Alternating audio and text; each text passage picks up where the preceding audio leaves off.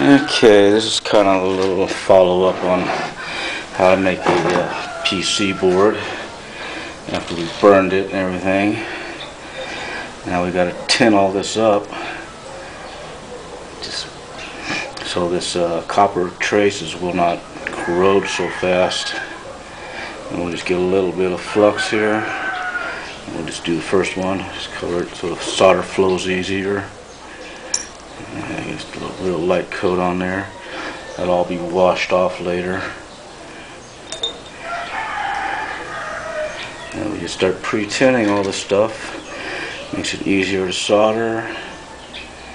When you put your parts on, you don't need a whole lot. You just thin it out, run it down as much as possible. You don't want big globs of solder. You can see that. Just trying to get that to come down here.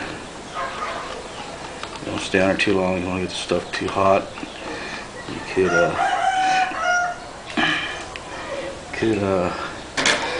get too hot and traces would come off the board, but you have to get pretty hot. Alright, just add a little bit to this one. And we'll just run it down. All that nice and tinned up like that. That saves the board. Whew. Don't want to breathe that stuff either. That smoke from this is not good. I should have my fan on.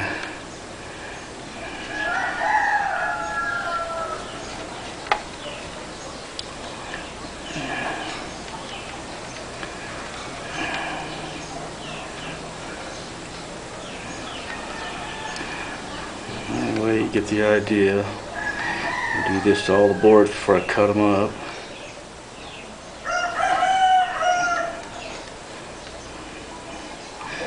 And just keep going until we're done. And we can cut the boards, drill them, and put parts on them. That's all there is to it.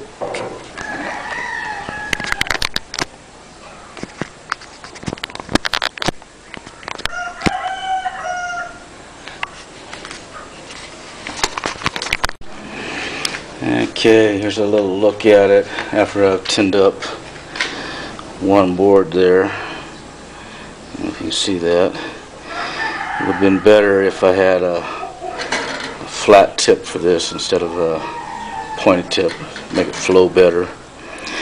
Also, now you got flux left over on the board that you want to get rid of. So we're just going to take some plain old solvent here. An old toothbrush. Get that all nice and clean. You don't want that solvent on there. It makes, it's kind of an acid and won't do you any favors.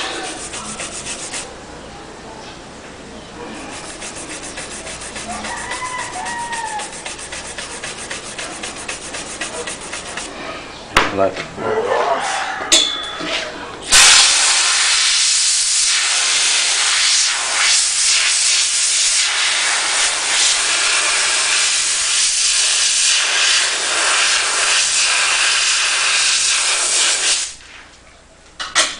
that one board there is ready for drilling. I'm going to cut it off and drill it and start putting parts on it.